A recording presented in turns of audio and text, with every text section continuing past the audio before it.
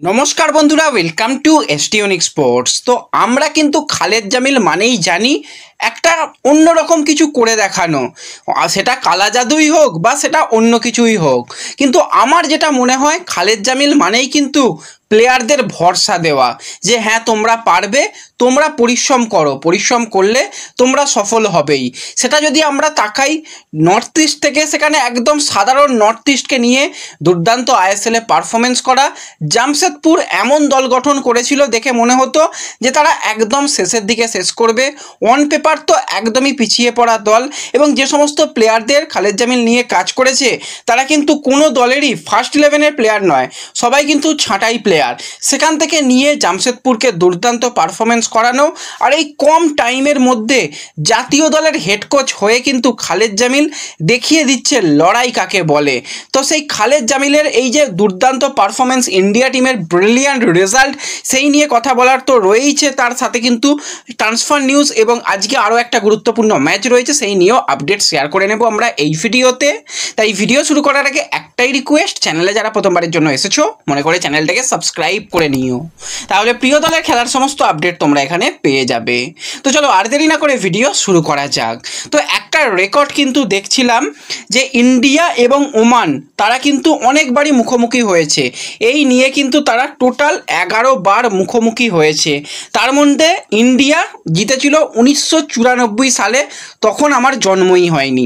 তো যাই হোক, 1994-এ প্রথম ইন্ডিয়া ওমানকে হারিয়েছিল, সেই ম্যাচটায় ইন্ডিয়া 4-1 গোলে জিতেছিল। তারপর থেকে 31টা বছর পার হয়ে গেছে এবং শেষ ম্যাচ কিন্তু এই 2025 সালে এসে কাফা টুর্নামেন্টে 1-1 গোলে ফুল টাইম রেজাল্ট ড্র, এবং শেষ পর্যন্ত গিয়ে ইন্ডিয়া টিম এই ওমানের মতন শক্তিশালী দলকে হারিয়ে দিল, যাদের ফিফা র্যাঙ্কিং বর্তমানে 79, আমাদের ফিফা র্যাঙ্কিং 133। যদি এটা একটা ফিফা উইন্ডো টুর্নামেন্ট হতো, আমরা যে পারফরমেন্স করেছি 133 থেকে অন্তত 110-এর কাছাকাছি তো আমরা চলে আসতামই। এতটা ভালো আমরা ডমিনেটিং পারফরমেন্স করেছি। আমরা একটা ম্যাচ হেরেছি, বাদ বাকি দেখো 2টো ম্যাচ আমরা জিতেছি, এবং দুর্দান্ত ফুটবল আফগানিস্তানের বিরুদ্ধেও। আফগানিস্তান ওরকম প্লে অ্যাক্টিং এবং রেফারি যদি ওরকম ব্লান্ডার না করতো, আমরা কিন্তু সেই ম্যাচটাও কিন্তু জিততে পারতাম। তো ওভারঅল কিন্তু খালেদ জামিল এসে পুরোপুরি সিস্টেমকে পাল্টে দিয়েছে। অনেক দল তারা ভাবে যে আমরা ভালো নাম, বড় নামের প্লেয়ারদের নিয়ে সাফল্য পাওয়ার চেষ্টা করব, কিন্তু খালেদ জামিল জামশেদপুরের সময়ও দেখেছিল নামের থেকে প্লেয়ারদের পারফরমেন্সটাই বড় কথা, সেটা দিয়েই কিন্তু দলকে ভালো করানো যায়। এবং এই যে কাফা টুর্নামেন্টে মোহনবাগান সুপার জায়েন্ট তারা প্লেয়ার ছাড়েনি, তাদের বিরাট বড় এএফসির ম্যাচ রয়েছে, সেই কারণে তারা দেখিয়েছে। আবার ফিফা উইন্ডোর মধ্যে নয়, সেই সব কারণ দেখিয়ে প্লেয়ার ছাড়েনি। সেখানে মোহনবাগান থেকে এলে হয়তো আরও 7 থেকে 8 জন প্লেয়ার সুযোগ পেত, তারাই হয়তো খেলতো, কিন্তু তাদের ছাড়াও যে খালেদ জামিল কিছু করতে পারে সেটা কিন্তু খালেদ জামিল দেখিয়ে দিল। যদি আসতো টেকচাম অভিষেক বা সুভাশিস বোস বলো বা যে কোনো প্লেয়ার বলো, যেখানে লিস্টন মনবীর, তারাই হয়তো প্রথম থেকে সুযোগ পেত সেখানে, তাহলে হয়তো উদান্তার মতন প্লেয়ার, সেখানে হয়তো নাওরেম মহেশের মতন প্লেয়াররা সুযোগ পেতই না। কিন্তু প্রত্যেকটা প্লেয়ার ভালো পারফরমেন্স করেছে। আমি তো বলবো এই টুর্নামেন্টে খারাপ যদি প্লেয়ার কোনো পারফরমেন্স করে থাকে সেটা হচ্ছে ইরফানকে দেখে একদমই টুর্নামেন্টে ভালো মনে হয়নি। প্রত্যেকটা ম্যাচে স্টার্ট করেছে এবং তার কাছ থেকে কিচ্ছু পাওয়া যায়নি। বাদবাকি প্রত্যেকটা প্লেয়ার কিন্তু যখন যে সুযোগ পেয়েছে তখনই সে সুযোগকে কাজে লাগিয়েছে। কোথায় দানিশ ফারুক, যাকে খুঁজে পাওয়াই যায় না, তাকে দিয়েও খালেদ জামিল মাঝমাঠকে পুরো কন্ট্রোল করা, তার উচ্চতা, তার যে গতি, সেটাকে কাজে লাগানো, সেইগুলোকে করে দেখিয়েছে। এবং গুরপ্রীতের এটা ফিরে আসা, আরও একবার গুরপ্রীত যে কামব্যাক করতে পারে সেটা কিন্তু দেখিয়েছে। পেনাল্টি শ্যুট আউট, সেটাও কিন্তু গিয়ে শেষ পর্যন্ত শেষ শটে সেভ, সেইখান থেকে ম্যাচ জেতানো। তার আগে যদি তোমরা তাকাও যে প্রথম ম্যাচে আমরা তাজিকিস্তানকে হারিয়েছিলাম, সেখানেও গুরপ্রীতের সেই হাতের ছোঁয়া, সেখান থেকে ইন্ডিয়া ম্যাচ জিতেছিল। গুরপ্রীতও নতুন করে যেন ফিরে আসছে। বিশাল কাইত গোল্ডেন গ্লাভস জেতার পর তাকে নিয়ে প্রচুর কথা, তাকে সুযোগ দাও সুযোগ দেওয়া হয়েছিল, সে সেই রকম পারফরমেন্স করতে পারিনি। গুরপ্রীতের মান অভিমান অনেক কিছু ছিল, নিজের সোশ্যাল মিডিয়াতে অনেক কিছু পোস্ট ছিল, কিন্তু দিনের শেষে সব কিছুর রেজাল্ট কিন্তু খেলা দিয়েই দিতে হয়। সেটা গুরপ্রীত আবারও কিন্তু প্রমাণ করলো এবং দেখিয়ে দিল যে কিভাবে কামব্যাক করতে হবে। এবং খালেদ জামিলের যে ভরসা, সেই ভরসার কিন্তু দাম দিয়েছে গুরপ্রীত। অবশ্যই দুর্দান্ত গুরপ্রীতের জন্য টুর্নামেন্ট গেছে। এবং সবথেকে যে প্লেয়ারটার বেস্ট টুর্নামেন্ট গেছে সেটা হচ্ছে আনোয়ার আলী। প্রথম ম্যাচে আনোয়ার আলী সে গোল করেছে, গোল করিয়েও ছিল। তো সেখানে কিন্তু সে one of the best performance, সন্দেশকে ম্যান অফ দ্য ম্যাচ করা হয়েছিল। আফগানিস্তানের বিরুদ্ধে Anwar Ali one of the best performance এবং ম্যান অফ দ্য ম্যাচ। এবং এই যে শেষ ম্যাচ ওমানের বিরুদ্ধেও ব্রিলিয়ান্ট ডিফেন্স, যেরকম ডিফেন্স সেরকমভাবে মাঝমাঠ থেকে বল অ্যাটাকিং লাইনের জন্য বারবার দেওয়া, আক্রমণে গিয়ে সাহায্য করা। আনোয়ার আলী যেন নতুন করে ফিরে আসছে। এই 2025-26 সিজন থেকে যেন আনোয়ার আলীর নতুন ভার্সান আমরা দেখতে পাচ্ছি। অবশ্যই আনোয়ার আলী জাতীয় দলের জন্য সবথেকে গুরুত্বপূর্ণ প্লেয়ার। সে ভালো থাকুক, সুস্থ থাকুক এবং সেরা পারফরমেন্সটা তুলে ধরুক, আমরা কিন্তু সেটাই চাই। এবং প্রত্যেকটা প্লেয়ারকে নিয়ে যদি বলতে থাকি হয়তো ভিডিওটা 20 মিনিট 30 মিনিট হয়ে যাবে।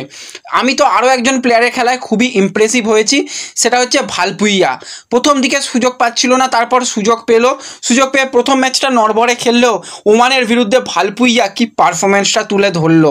উভেস, যাকে খুব একটা যে দেখা যায় সেরকম নয়, উভেজের এবার প্রথম সিনিয়র দলের ডেবিউ এবং সেখানে উভেজের তো দুর্দান্ত। এবং খালেদ জামিলের আন্ডারে আরও একটা জিনিস খুবই কিন্তু গুরুত্বপূর্ণ, সেটা হচ্ছে লং থ্রোয়িং।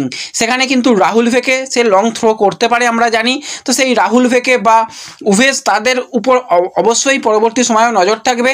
খালেদ জামিলের এটা কিন্তু একটা আলাদাই ট্যাকটিক্স যে লং থ্রো থেকে গোল করা প্লেয়াররা গোল পাচ্ছে, আক্রমণের প্লেয়াররা গোল করে আসছে, ডিফেন্ডাররা গোল পাচ্ছে। তো গোল আস্তে আস্তে প্লেয়াররা পাচ্ছে। এই দলে যদি একজন ভালো মানের স্ট্রাইকারকে নিয়ে আসা যায়, অবশ্যই আমাদের দেশেই অনেক ভালো স্ট্রাইকার রয়েছে, খুঁজে বেছে যদি নিয়ে আসা যায় তাহলে আমাদের দল কিন্তু আরও শক্তিশালী, আরও ভালোভাবে পারফরমেন্স করবে। তো আমরা মানে প্রচুর আমি অন্তত খুশি যে এরকম একটা পারফরমেন্স, ডমিনেটিং পারফরমেন্স বলতে হয়।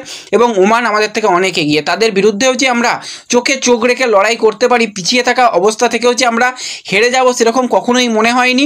মনেই হচ্ছিল গোল আসবে। তো সেখান থেকে আমরা ম্যাচ জিতেছি। তোমাদের কীরকম রিয়াকশান তোমরা কিন্তু আমাকে কমেন্টে জানাতে কেউ ভুলো না। এবং এর সাথে সাথে আজকে কিন্তু আরও একটা গুরুত্বপূর্ণ আন্ডার-23 ম্যাচ রয়েছে। সেই ম্যাচটা কিন্তু খুবই গুরুত্বপূর্ণ, কারণ আমরা বাহারিনের বিরুদ্ধে ম্যাচ জিতেছি। কাতার তো টাকার ব্যাপার, তাদের হারানো অসম্ভব ব্যাপার। তাদের বিরুদ্ধে জিততে না পারলেও এই শেষ ম্যাচে যদি আমরা বড় ব্যবধানে জিতি, ধরো 4-0, 5-0, 4-5 গোলের ব্যবধানে যদি আমরা জিতি, তাহলে কিন্তু আমাদের সেকেন্ড বেস্ট টিম হিসাবে পরবর্তী রাউন্ডে কোয়ালিফাই করার সুযোগ রয়েছে। 6 পয়েন্ট নিয়ে কোয়ালিফাই করা যেতেই পারে, কিন্তু ওটাই যেটা বললাম যে গোল ডিফারেন্স কিন্তু একটা ভালো জায়গায় রাখতে হবে।